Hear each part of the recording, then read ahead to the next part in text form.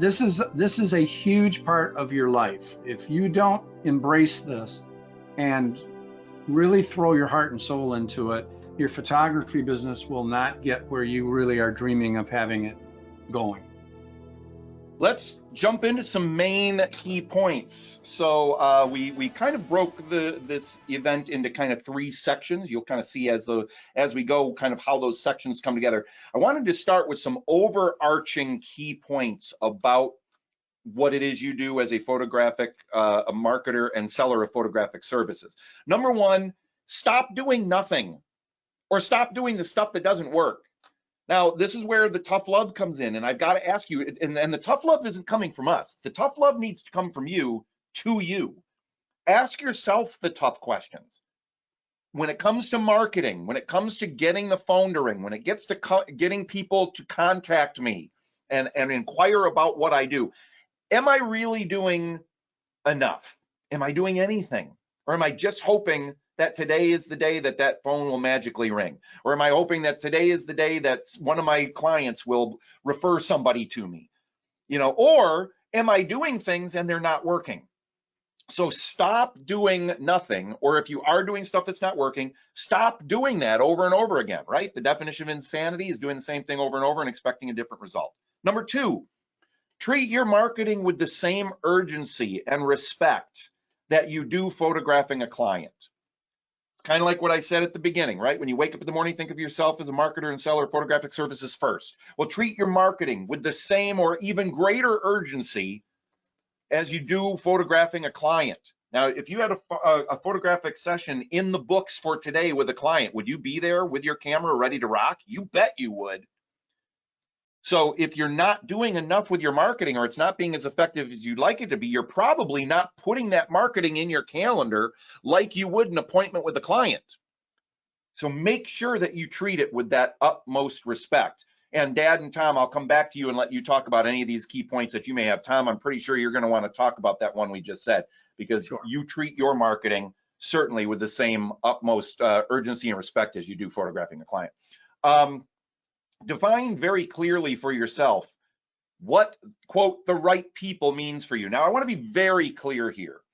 Anyone that knows me, Tom, and my dad at all knows that we are not about lumping people together, giving certain people better advantage than other people, anything like. We are all about everything being as equal as possible for everyone, that everyone has the same opportunities as possible. We don't live in a world where that is possible all the time, but that's what we strive for. So when I say define what it means for the right people, I by no means mean, well, I just want to photograph people who are like I am, that are just like me, whatever that means to you, okay?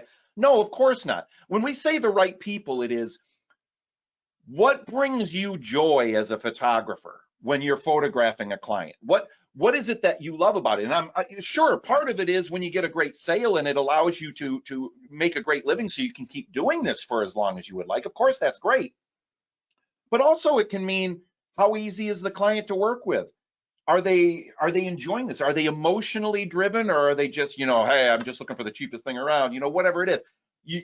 That's what we're talking about. What my dad talks a lot about, warm fuzzies and cold pricklies, right?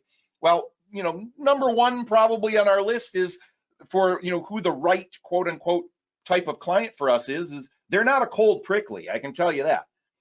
That does not mean that we will never photograph a cold prickly, or that somebody who's a cold prickly doesn't deserve to have a photograph created. We have to dig a little deeper and see, okay, how much of them is a cold prickly, and is that warm fuzzy just waiting to kind of come out? And can we discover that as we're talking with them? Cold prickly, for anyone who doesn't know, is just somebody who's like, well, I just want to know how much I get and how much does it cost, and it better be cheap, and I need it done this weekend, or you just not, it's all facts, it's all just cold. Obviously there's not an emotional connection to these potential images, or at least they don't realize that there is, as much as somebody who's a warm fuzzy. They're caring, they're emotional, they cry at movies, they love their family, all of these different things, okay? So define that for you, and the more specific you can be when defining that, the better off you're gonna be. Stop dreading marketing and start embracing it. Or do what I like to call gamifying it. I didn't come up with that term. People have talked about gamifying systems for a long time. Think of it like a game.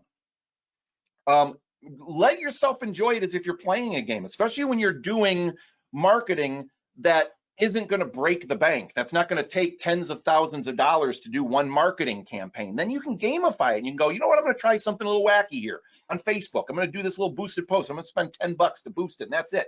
I'm going to see what happens. It's something I wouldn't normally do. And then keep track of it, gamify it. And when you gamify something, it means you're giving yourself a score. So you got to keep track of how things are working. And it becomes fun when you actually look at the results that you're getting, see what things are working, what things aren't, do more of the things that are working. You get a higher score at the end of your game, which translates into dollars and more enjoyment doing your work. Don't market. Don't market, connect instead. Anytime you sit down and go, time for me to work on marketing, I want you to instead say, all right, time for me to sit down and start connecting with people, building an emotional connection, building a rapport, right? That mindset is going to treat you well. It's going to not only make it more enjoyable for you, but it's also going to make you a much better quote unquote marketer. And last but not least, go for baby steps, not one giant leap for mankind. Before Neil Armstrong got to take that one giant leap for mankind, thousands of people had to take thousands, if not millions, of baby steps to get him to that step. So always think of these as baby steps. Now, gentlemen, we could talk for hours on this one slide here, but I want to give each of you an opportunity, starting with Tom, to add anything that you might want to add here. Yeah, I'll just pick out, great job. I'll pick out 2 and 4. They kind of go together for me. I don't know if anyone listening, any of our students do this. I will sometimes wake up in the middle of the night. I have a piece of paper by the bed or something to write on. I'll go, oh man, that's a great idea. Now, we aren't reinventing the wheel because we have a system, but the wording and the approach to our marketing can change and be fresh. Recently, I had a very successful one where I just said, you can pay the creation fee in raspberries. I don't know if you remember that, because I love raspberries. All right, it sounds silly. It's like here in Maine, people bringing a chicken in. Hey, how many chickens is your creation fee? But people call me because it caught their attention. All right, only one person brought in a bunch of raspberries, and they still wanted to pay me. But the point is that anything that's new and fresh, but also that makes you excited, because it is fun. It is gamifying is exactly the word I would use, because it literally is like when I was younger and played Monopoly. You would have a excitement about what can I do here? What can I do to make this work? That's the fun. And for me personally, over all these years, is marketing is as fun and rewarding as the photography is. I love creating things that people respond to. And it's like cooking. I love to cook and see people enjoy it. Well, if you do marketing, people actually will tell you, I really enjoyed it. I had someone write this morning about something, and they said, boy, I tell you, I've been a follower of yours for years, and I've always enjoyed your posts, feel like we're friends, and now it's time for me to ask you about photography. So they've waited, it was like 8 years. By the way, last thing I'll say is the photo of me holding the camera there. I like that, but my left eye is closed. Can you Photoshop that left eye open? And on that, I'll hand it off to Charles. Oh, well, thank you, Tom.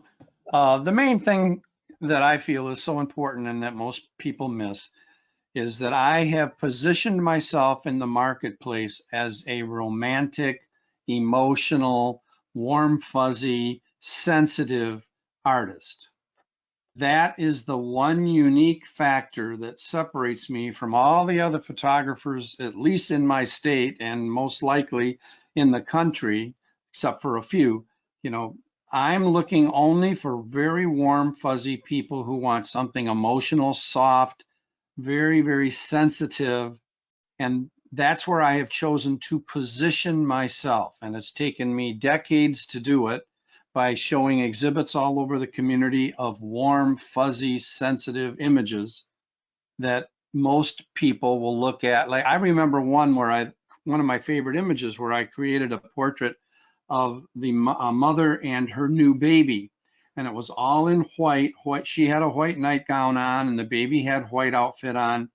And she's holding the baby with her hand up against her face, and both of their eyes are closed. It's very sensitive. It was one I used on exhibits for years because everybody loved it. But you can see where a cold prickly would look at that and say, look at that. they both blinked at the same time. I mean, that's not my target market. You know, I don't want to work with someone who thinks that was a mistake. This is sensitivity. I want viewers to be able to feel how soft that baby's face is and how touching it to her face and looking down and eyes closed and the baby was sleeping. That's what I'm all about. That's where I have positioned myself in the marketplace, because that is what I'm all about. So if you want a way to separate yourself from all the other photographers in the area, in my humble opinion, position yourself as a warm, fuzzy, loving, sensitive, romanticist artist.